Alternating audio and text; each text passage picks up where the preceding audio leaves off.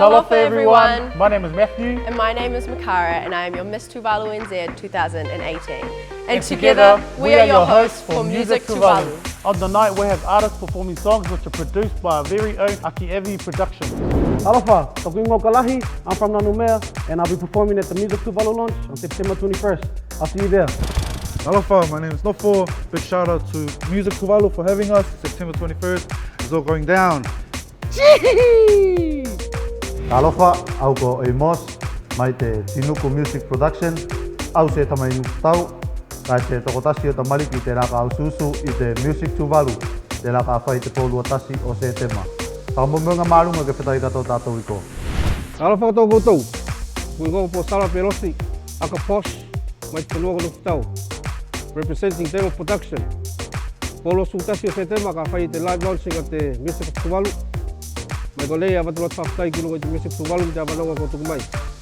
Tā moia fiafi, kai mai ki wheta tātou. Talofa! My name is Rosie and I'm from the beautiful islands of Nanumanga, Nidau, Funafuti, Vaituku and Nui. I will be performing on the 21st of September at the Music Tuvalu launch. I better see you there.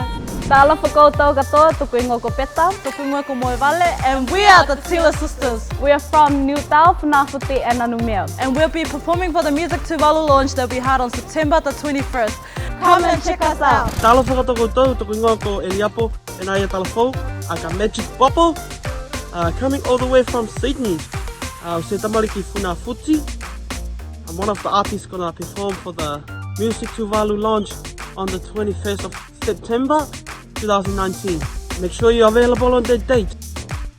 Don't miss out, you're gonna love it. Alofa, toku ingo ko Sione Lota, au se tamariki Funafuti. Au mai te Lota Yard Production. Whakawhtai atu ki te Music Tuvalu mo te awanonga ngali tenei. Te polu futasi o se tema e live atu i au.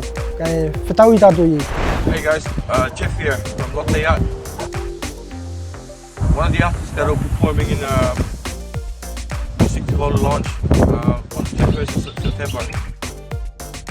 I'll see you there. Talofa Tuvalu, tuku ingo ko Romy Gofe, mai te whenua ngali o tātou ko Funafuti. The launching of Music Tuvalu is coming up and I'll be performing live for you on the night. Thank Music Tuvalu for having me on board. You don't want to miss out on this event. It's big, it's exciting. So make sure you save the date, the 21st of September. I will see you there.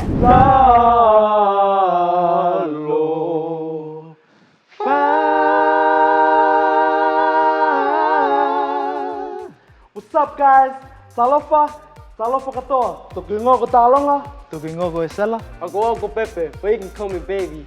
Ay, ay, ay, ay. And we are MS6. The six brothers, all the way from the humble island of Nidau, jamming for the love of music. Shout out to Music Tuvalu for having us. What a blessing it is to be a part of this event. And remember, this is only half of the group, so if you want to see more, come join us on September 21st, because it's about to go down. Ulfon! Uriye! Hey! We'll also have 3 special performances, one from our very own TK Music from Tuvalu. And 2 from Kiripati, which is Mazen Boy and Teidi Boy. With more details to come, Stay tuned.